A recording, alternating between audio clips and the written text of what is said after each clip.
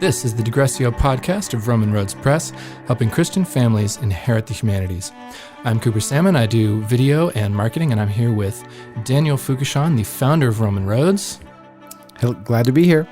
And today we're going to be talking about our motto, the Roman Roads motto, inherit the humanities, which is something we came up with kind of a couple of years ago that really captures a lot of what Roman Roads is about.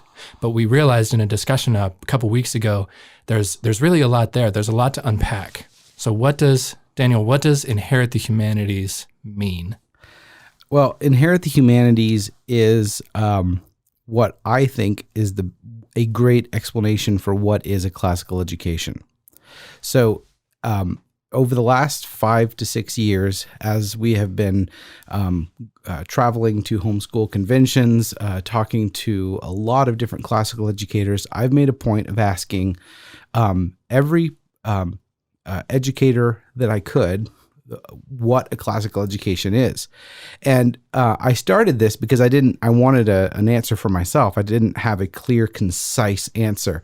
And I was amazed to see the breadth of answers. I rarely got the same answer.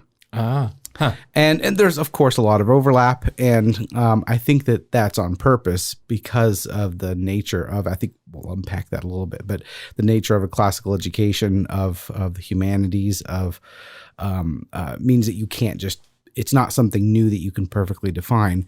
But I was not very satisfied with most of the answers. Really? A lot of so let me actually kind of walk you through some of the answers I've gotten, I've received. And these are from the people who are kind of at the top of the classical education world, the leaders in classical education that you've been asking? So people like some of the people who have written books, about it, Doug Wilson, Wes Callahan, Andrew Pudewa, Andrew Kern, Martin Cawthron. There's just a few of the names that come to mind, but these are leaders in classical education. Exactly the sort of people that you would want to hear. What is classical education exactly? So what are some of the answers that you got? Right. So I remember the one that intrigued me the most was actually Wes Callahan, who said that classical education is an education in Latin and Greek. And I was like, wait, what? Latin and Greek. So if you don't know Latin and Greek, and of course you have to unpack all of these. So what he meant by that is the tradition passed down to us in the great books that were the tradition of the Latin and Greek texts. Not just the languages. Although he would definitely stress an importance on the language and learning it and everything that comes with learning it, including the ability to read some of the original texts. And I would say that the definitions often divide into two camps, a pedagogical approach and a more historical content approach. I see. So what you're learning versus how you learn. Right. And so a lot of people, especially in the ACCS world, the Association of Classical Christian Schools world, will tend to associate the pedagogy that comes from they think of classical education and they think of the trivium. The trivium was developed by Dorothy Sayers not that long ago. Not developed. She wrote a book called The Lost Tools of Learning, which was then revived with Doug Wilson's Recovering the Lost Tools of Learning.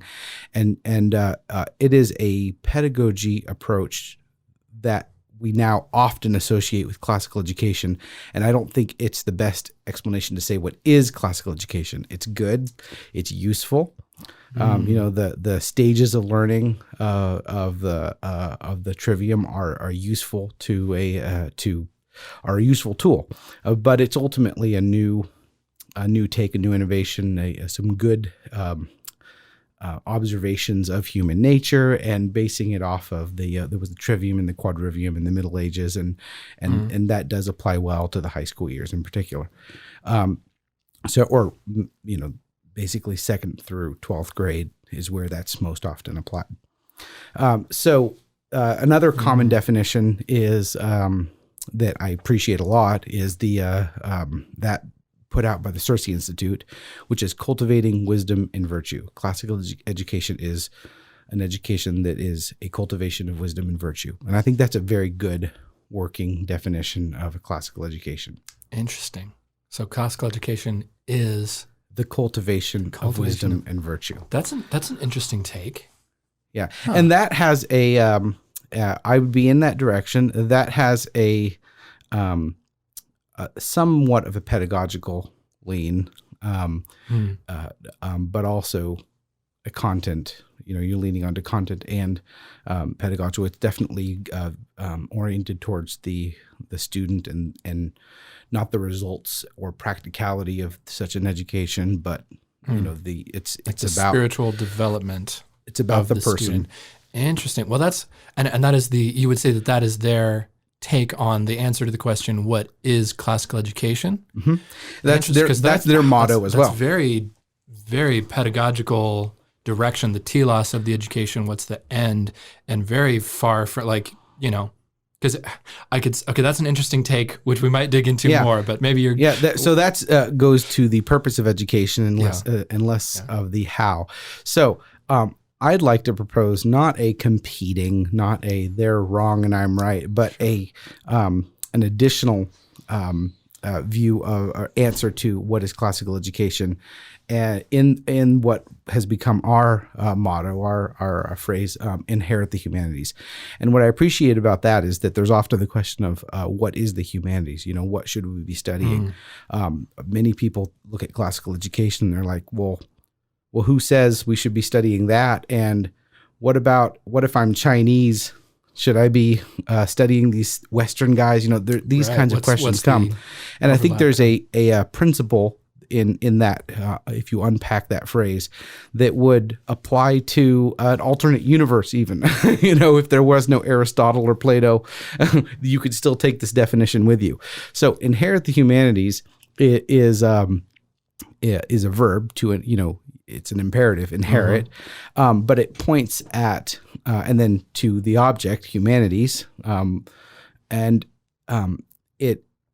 it points to where the source is.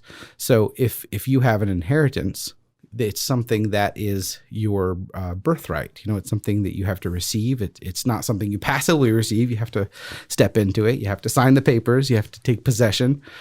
So I like that imagery there, which is, I think, very appropriate for education. It is an active thing, and it tells you about where you should look for it. So.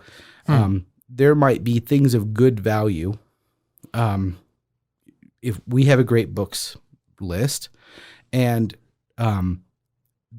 it's a valid question to say, well, why isn't this thing over here is very good? Why isn't it on it? Mm-hmm. And ultimately, it comes down to, is this part of your inheritance? Is this the most important thing in your inheritance? And so, in the context of inheritance, I would like to show that the books we generally choose is not the perfect. That it also shows that a great books list isn't some. It's not the Bible. It's not divinely inspired. There's room for arguing. Yeah. There's not a canon, correct?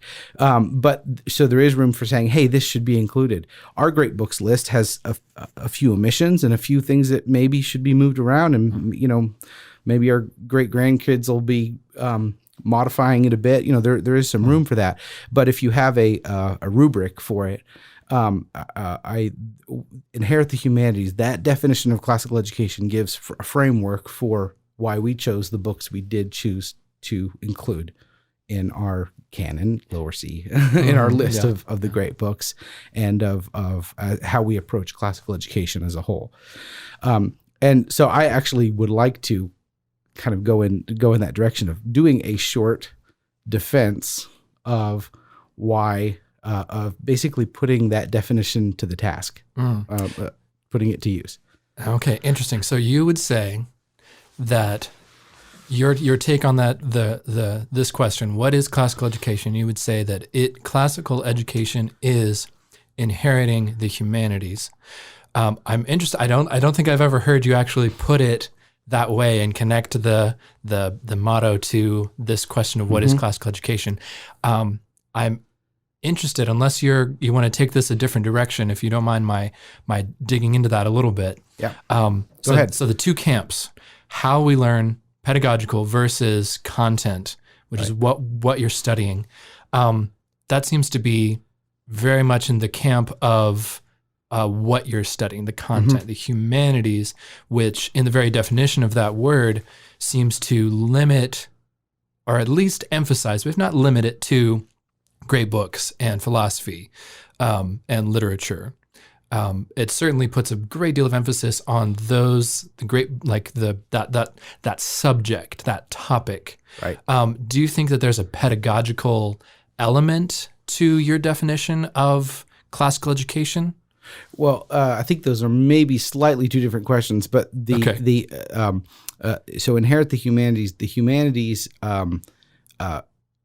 part of how I would define the humanities is the knowledge that has been valued, stood the test of time, and handed down to us. Okay.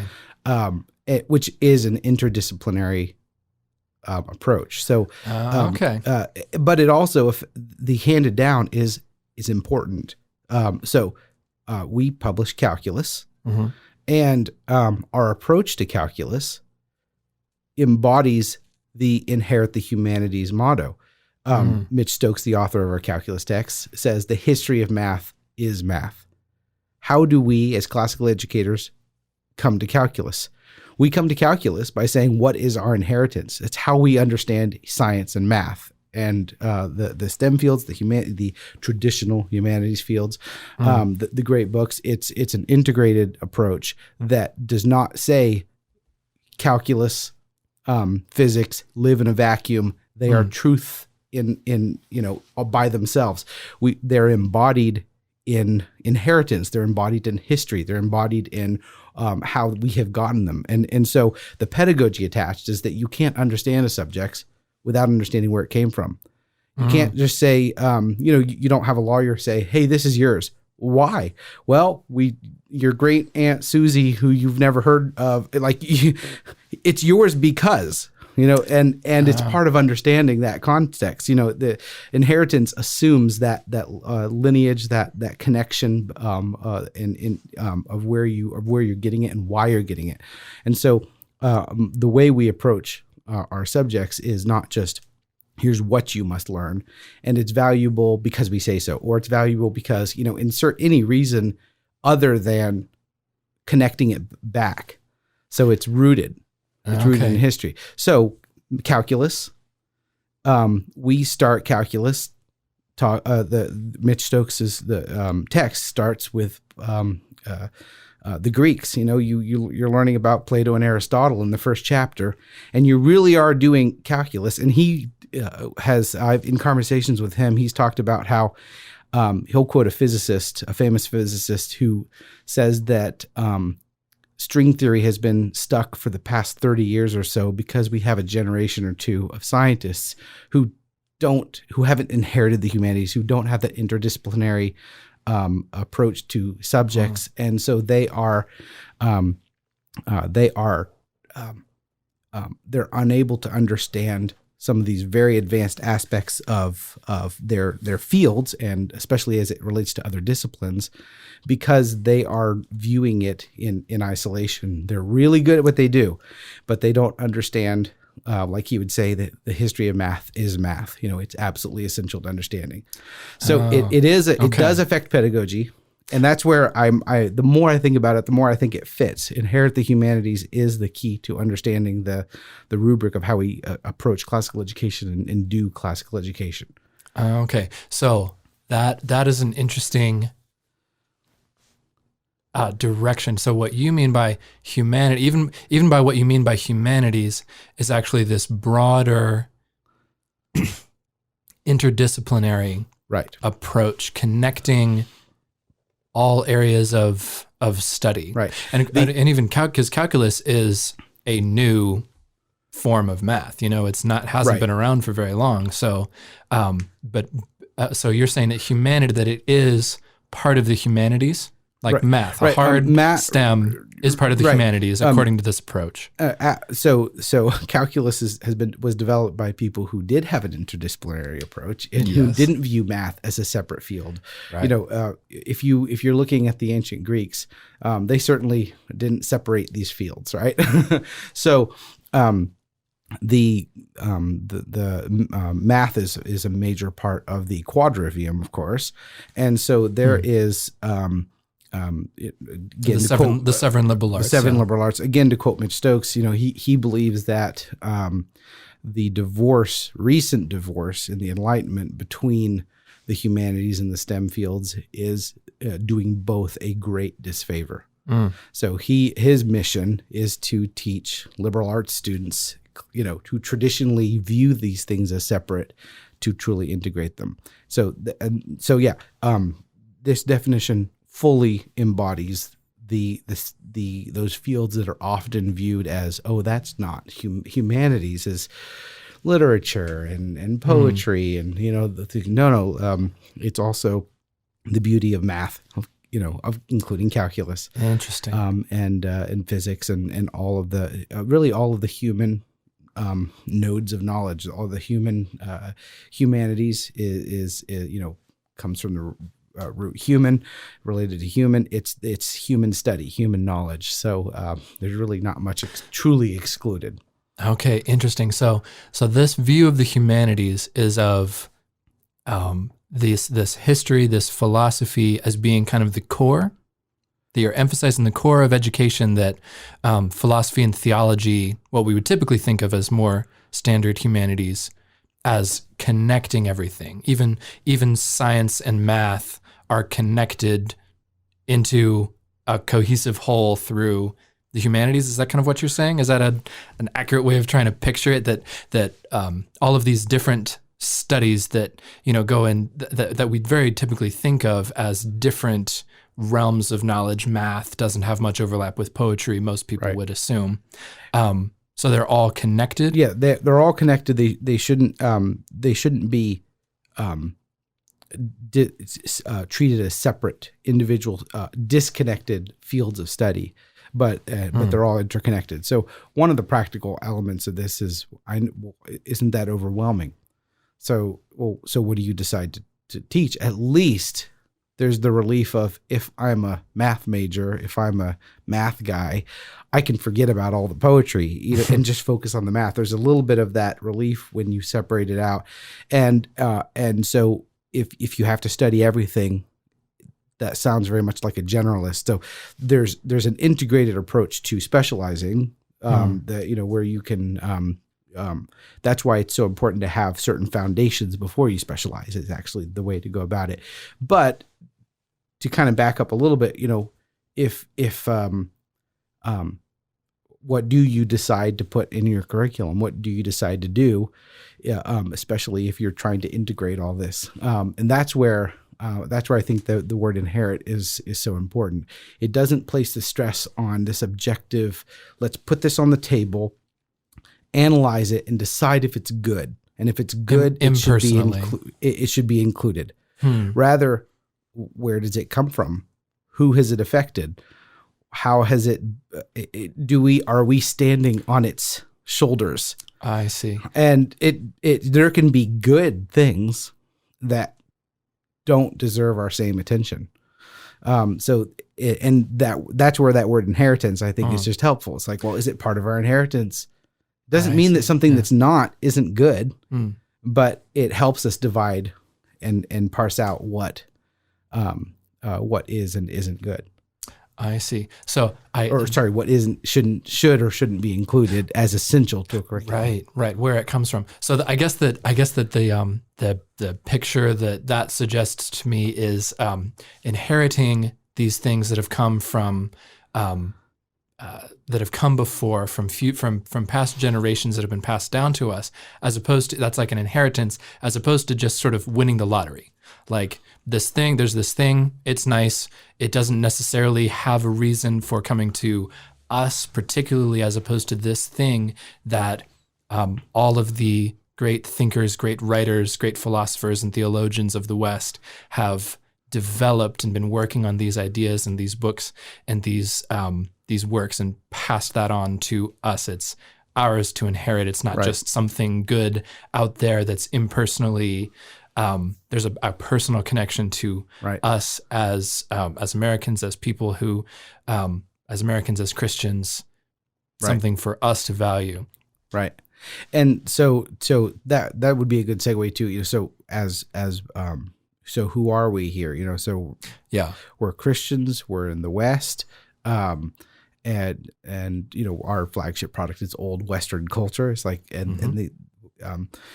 we get the question. So is it only Western texts? What about others? So that's kind of answering that. And so I actually want to apply the motto a little bit, give it a field run a little bit. So we read in Old Western culture a lot of Greek and Roman literature. It's a lot of it feels very disconnected from us at first glance, and there's a lot of different ways you can approach this inheritance aspect. For example, you could look at our founding fathers and who we are as Americans and say, oh, they were greatly valued the Romans, which they did, and we could talk about that. But as a Christian, so this is now going to appeal to more than just Americans. As a Christian and personally as the son of an evangelist, something I've as a son of a pastor's son, something I've come to realize as I've learned more and grown more in my knowledge of classical education is how much the connection to from the Greeks and especially the Romans, the connection that they have to the gospel and to Christianity. So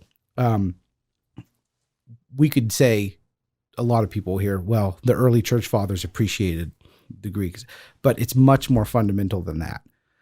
So this is borrowing some of the work of my father, whose doctorate of ministry's thesis was on the evangelism of Europe in the 21st century and trying to understand the European mind. But the way we experience the gospel, think about the traditional sharing of the gospel. You know, when we explain the gospel, we go to Romans, Galatians, Ephesians, Colossians, Thessalonians. What are these? Towns in the Roman Empire. Exactly. The people living. So first of all, the book of Romans is straight to Rome. Yeah. But I've been to Ephesus and I've sat in the Roman Colosseum in Ephesus, and it was very Roman. And so when we generally as Americans, as Westerners, explain the gospel, we are using a Roman, the Apostle Paul's Roman terminology that he used to explain the gospel. And so there are a lot of ways that we can show how he actually even quoted the Romans. The Roman idea of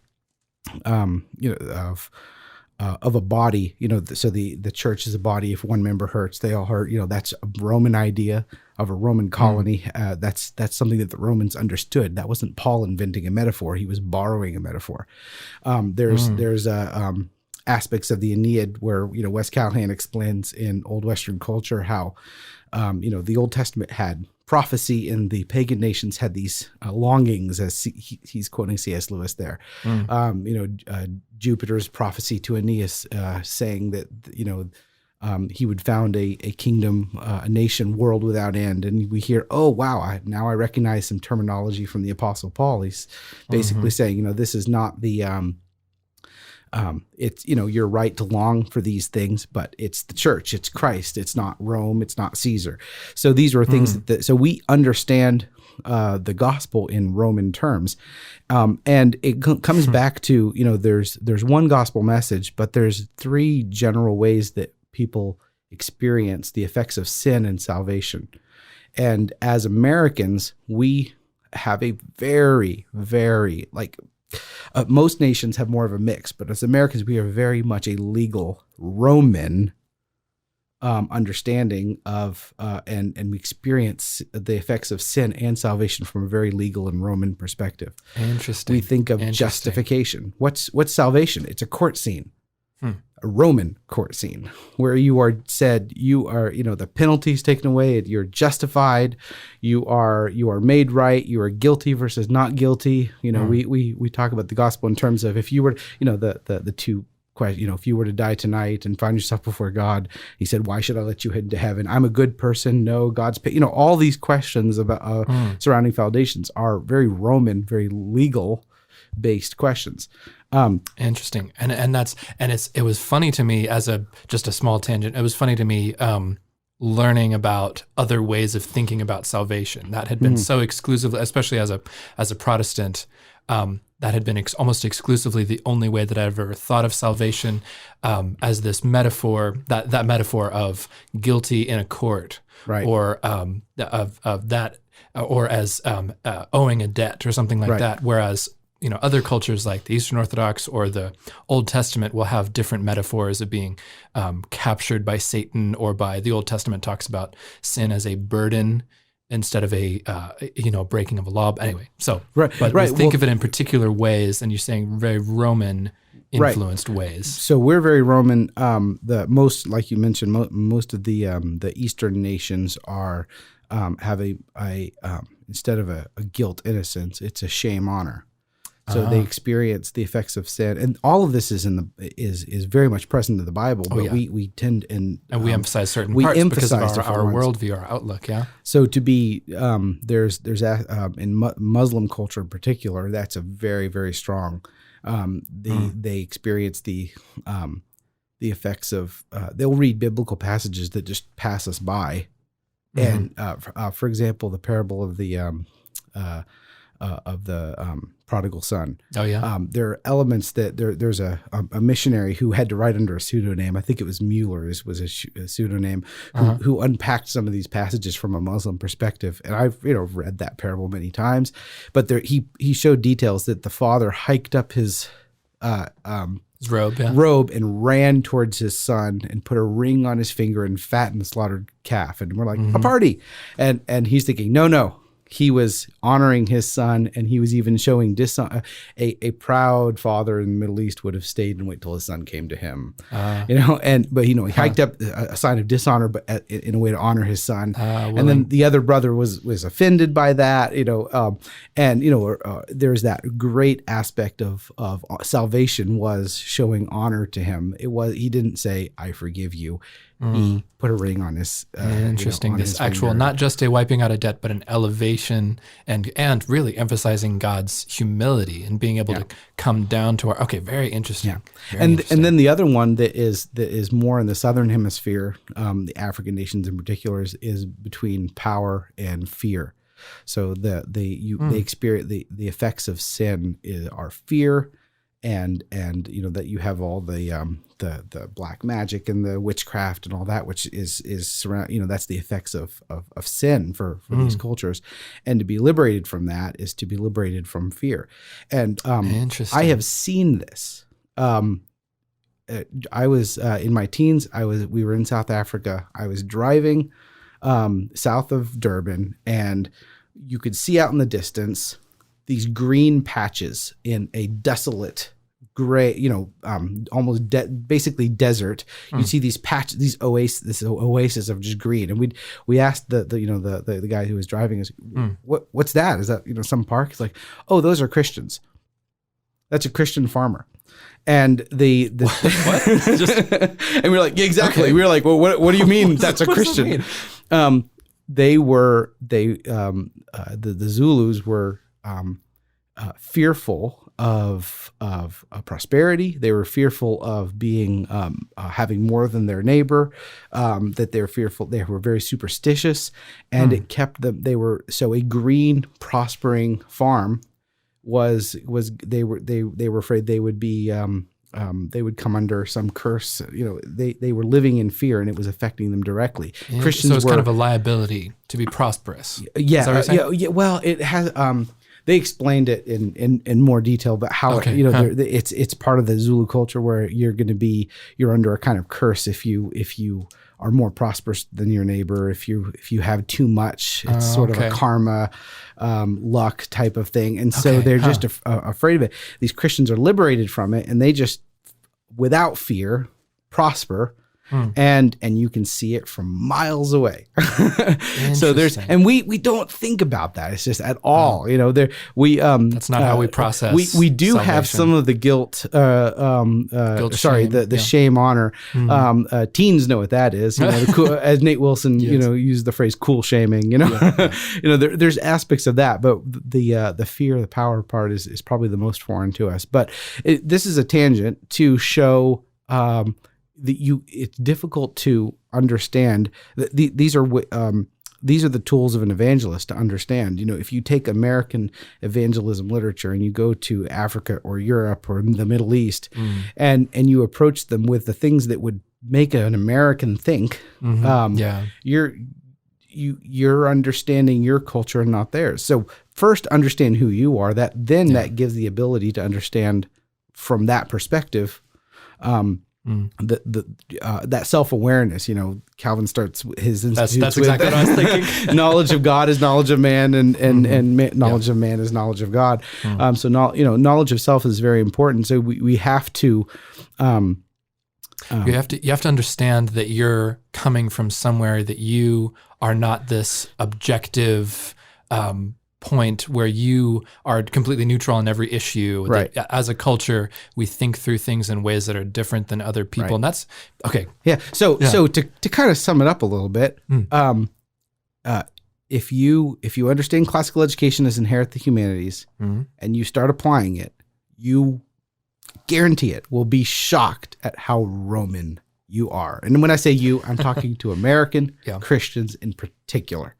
And that can slightly change depending if, other cultures that might be listening, but generally that's going to be particularly for Americans, but really Westerners and to a certain degree, every Christian, because this is the Christian inheritance. So what does a classical education look like for Chinese? Well, it's going to maybe look a little bit different, but there's going to be mostly overlap because of the Christian part. There may be aspects that you would add that Eastern texts, Confucius perhaps, to understand your inheritance, where it's coming from. Even even the pagan authors, we read Aristotle and Plato because they're part of that inheritance. They're part of the soil into which Christianity was born. Even understanding the heresies of the early church, you can't do that without understanding Platonism, the good and the bad, and these heresies keep coming back again. So it's understanding. There's so much value to understanding, both in terms of truly plundering the Egyptians, as Augustine says, taking the good and avoiding the bad. It's a wonderful journey of realizing who you are and of coming into your inheritance. Yeah. And if you inherit some grand estate, there's probably some stuff to watch for that aren't good. Yeah. But I really love the idea of inheritance. And that actually makes me think of the most people thinking of this metaphor of inheritance as education as inheritance. Most people don't come into their inheritance until they're an adult. Say you're not of age yet. That makes me think of, as a Christian, you can spend the first part of your journey, your Christian life as just studying the Bible, just getting to know the Bible, incredibly worthwhile. That's the foundation of our whole worldview. Right. But as you get older and you start to get into these, as you develop and become more mature, you should be getting into these questions of, why do we believe these things? We have these things outside the Bible, like the creeds and certain things that we know to be heresies. Why are those things heresies? Where did these creeds come from? These traditions of the church? We're in a particular place today, and every denomination of Christianity has come from somewhere. Every church that you go to has a history, and I believe that every Christian, it's every Christian's responsibility to, as they mature in their faith, to begin to understand the history of the church. Because the closing of if you never read anything except for the Bible, that's not bad. But as you try to understand and make sense of where we are today where the church history has come from. That's something that I've found incredibly helpful as I've gone through, particularly the Old Western culture course. Right. Talking about the Greeks, how they the Greeks and Romans, how they prefigured Christianity, how Christianity took over the Roman Empire, and how that developed through the Middle Ages, and then where we are today with our culturally worldwide, we have a suspicion of, well, maybe not worldwide, but at least in the West, we have a suspicion of religion and faith, and making sense of so much of that. That's one of the most valuable things that the Old Western culture course has helped me understand. And that's, I think, in a lot of ways, that's the heart of the humanities approach to classical education. Is that right? Yeah. So that's why I wanted to kind of go back to the focal point, the center of history, the incarnation of Christ. Yes. Because you can kind of go back and forward from that. Understanding that, then you understand a little from a position. You go forward into history, like you said, in the Middle Ages, and like, okay, that's why the early church fathers loved these classics. Oh, that's why, even though they're pagans, the church fathers loved these writers. Exactly. And then by the time you hit the founding of America, or even the Enlightenment period, but especially the founding of America, it's you have handles for it. Otherwise, if it could be confusing to say, why did George Washington have a copy of Cicero's writings, or was it Livy? It was Livy or Cicero on his bedside alongside his Bible. So you could say, well, he had that, and I respect the founding fathers, and therefore I should probably pay attention to classical education because they, in a very obvious way, appreciated it and felt that it was necessary for this American experiment and all that. But how much better to go back and understand what led up to it. And if you do it that way, if you start at the beginning, and that's why we stop Old Western culture where we do. That's a very common question. Why don't you do the modern period in Old Western culture? It's not that it's not worthwhile, and we probably will do some sort of sequel that we can't quite call Old Western culture, because that term was, coined by C.S. Lewis to describe that period of time up into the Enlightenment, which is the foundation of the ideas held in common until recent times by every educated person.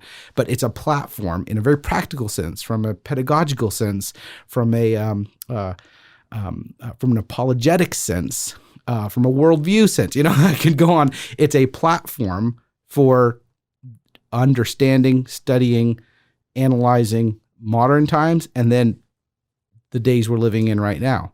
One of the things that I've said about the Great Books education is I've compared it to training wheels. It's like you don't want to you get to train on old ideas that have been well established. If you learn how to grapple with ideas that are old and well established and have their walls around them, these training wheels, then it's like doing training for warfare with blanks instead of going straight into real bullets. What I think a lot of worldview training does is it goes straight into today's issues, and without that foundation, without that platform, and it's dangerous. It's dangerous. How many kids go to college and leave the faith? I think in a great part of that is that they're not standing on that foundation of knowing exactly who they are. They have not come into their inheritance.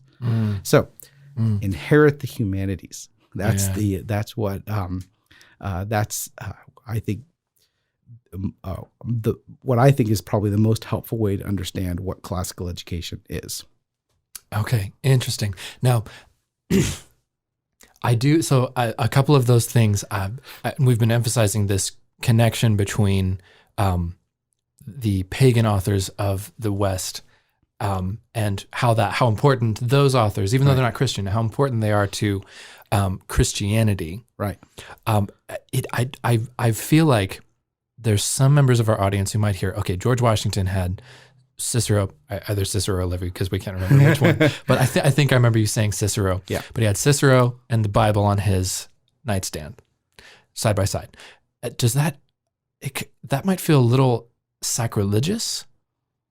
Does that feel? I mean, clearly. So, what would you say to someone who's like, what do you mean? And I think that sort of person who has that outlook might also say, well, why don't you read any of the works of the Bible? Because that's, in a lot of ways, the Bible is a significant gap in the old Western culture curriculum. We don't, we cover the time periods, Right. but we don't have any of the, any of the intertestamental stuff or any of the New Testament writings. So some people I feel like might go, well, you have to read, and there are other great books courses who you do read books of the Bible. I think in Omnibus you actually do read through the whole Bible Right. over the course of the 6 years. But that's not because the Bible is Right. less important. How would you talk to that person? So the first of all, the love of the classics, the fear of the love of the classics competing with the Bible is not a new fear. It's Right. been something that people, that the Christians throughout history have loved them to an extent that they did fear that, and it is something to balance. So it's not something to just dismiss completely. Okay. Old Western culture separates it, and I think that is a valuable thing, because I actually don't want to put it on the same level. I think it's dangerous to view one of the things that I've been seeing recently is the Bible being treated as literature. It's literature. Let's treat it just like literature. And I do see a major distinction. There is a canon of Scripture. It does matter. Yeah. We can argue about which great books should be in a certain curriculum. Yeah. But so I think that there's the Scriptures. I would like to think that Washington had the Bible right by him and Cicero was behind it. I don't know. But Fill in the gaps here. The idea is that that these are that the Scripture is assumed here. So we've Right. actually, Okay. I think it's some of our workbook actually mentions, that they're, as far as who's the audience for, we say this is, we deal with some issues of paganism. It's kind of a content warning we have in our workbook saying this is, if you're reading the full work, this is intended for roughly ages 14 and up. And in that section, we say, this is an assuming a Christian audience as well, meaning that for students of Old Western culture, the tagline is a Christian approach to the great books. Yeah. We are assuming both a biblical literacy and a certain basics of the catechism these are catechized children, and not a specific catechism, but this is a historically Christian approach that presupposes biblically literate teens who are entering this. Okay. So it's not put alongside the curriculum because I consider it built on top of that. That's an assumption we're building on. Okay. So to those people who would be a little bit worried about this, it's implicit, and when you watch through the lectures, when you hear Wes talking obvious, about everything, very obvious that the Bible is assumed as the primary foundation for everything else. This Right. whole Old Western culture course is secondary to the Bible, and right. So, and we're talking about Old Western culture here, but this goes for all of our curriculum. Oh, yes.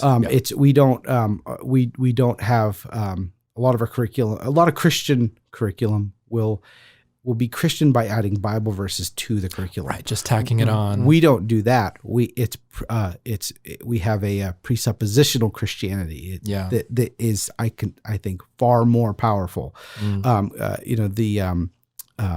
The first lecture of Old Western culture actually discusses the idea of where we get truth.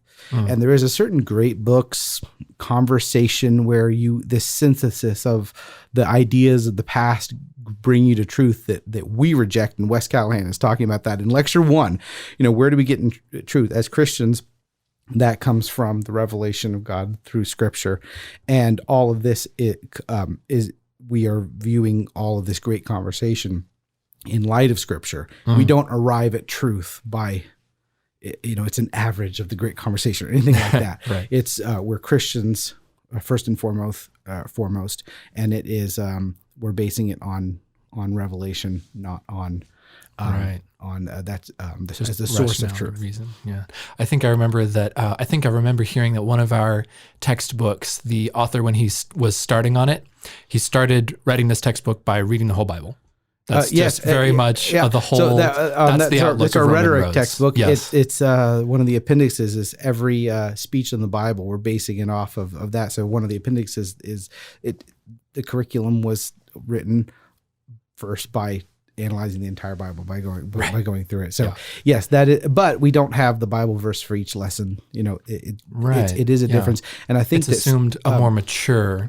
The curriculum is very powerful, and I think there's sometimes a danger in copying the externals of what has been passed directly down to us. So not a well-established inheritance of the humanities, but simply this will affect some other aspects of pedagogy. But even the way we do grades, the way we do assessment, the way we do 5 days a week, the norms of our day.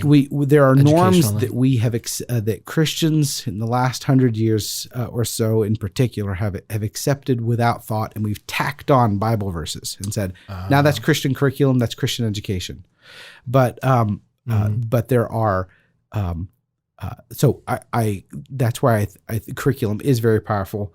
The way we educate is there's often a didactic, a teaching element in the form that we accept and then call it Christian by tacking on a Bible verse. I think that it's much more important to really understand who we are, where we came from, why we do what we do, so that it's presuppositionally, it may not be that has other connotations as well, but that it is foundationally Christian and not just tacked on.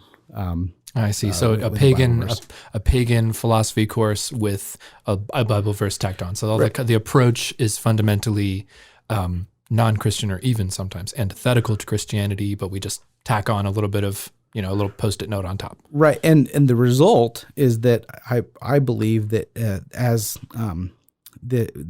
Christians thoughtfully create curriculum that's not just tacking on the Bible verse, we're going to have non-Christians saying, why are the Christian scientists making breakthroughs? Why are they, they're going to start saying they're going to start saying, we want that. And we're going to have to look, I heard the author's a Christian. Oh, what a shame. It's the best one out there. That's right now. It's kind of if you just look over the last 30 years, there are a lot of things that are Christian, whether it's the arts or music and or curriculum. It's often the not known for its excellence.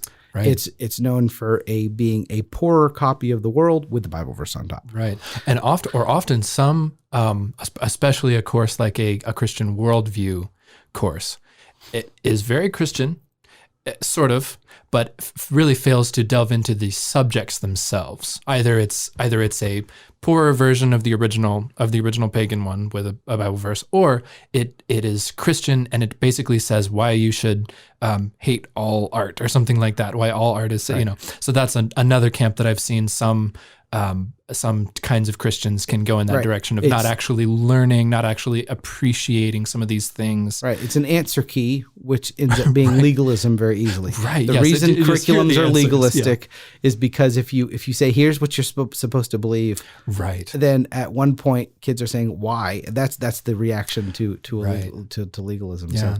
So, which is something that I know I'm always bringing this back to the old Western culture course, but it's Wes does an amazing job of, he actually knows these works, the pagan and the Christian works. He actually loves and appreciates them, and you don't just listen to him to hear everything wrong with the immorality of the Greeks and everything wrong with the immorality of the Romans. You're actually delving into these works and understanding them for what they are, and understanding them also from a Christian perspective. Right. I've described it once as old Western culture is introducing a friend to a mutual friend. And now let's bring it in the terms of inheritance. It's a little bit like that weird uncle who has so much to, you might bring your kids to say, hey, we're going to go see, great uncle so-and-so. Great uncle. And, maybe he's a war vet or something. There's so much to learn here. Listen to him, appreciate him. This is your inheritance, kids. Like he's going to tell you, ask him war stories, but you might say, but I'd like to just, we're going to talk about it afterwards and beforehand. We don't agree with certain things. That's I think the right attitude to come with these pagans. There's a lot of truly good things to glean from Plato. Absolutely. And yet it also wreaked havoc with certain heresies in the church throughout history, and even to today, some of the Platonic heresies we're still struggling with. So so you don't want to approach it as something where you're just up and guarding and saying everything wrong with it. You want both, and you have to have both to really build on it and learn from it and not fall into either ditch of extremism, rejecting it all and therefore not even understanding who you are, or accepting it blindly, or just the whole thing. So yeah, it takes wisdom, which is where that's where I'll give that's why I like Circe's definition of classical education: the cultivation of wisdom and virtue. Wisdom is essential here, but I think the idea of inheriting is a helpful way to understand the how as well as the what. There's a lot there. And if you're interested in learning more about Old Western culture and what it means to inherit the humanities, this tradition that you can inherit, in a future episode, I think maybe the next episode, but in a future episode of this podcast, we're going to be sharing the full lecture from the inaugural lecture of Old Western culture. So you'll be able to. I referenced it today, so yeah. Yes. So go find that episode and give that a listen if you're interested in that. Thank you for listening to the Digressio podcast. Until next time, read your Bible, read a good book, and keep inheriting the humanities. Amen.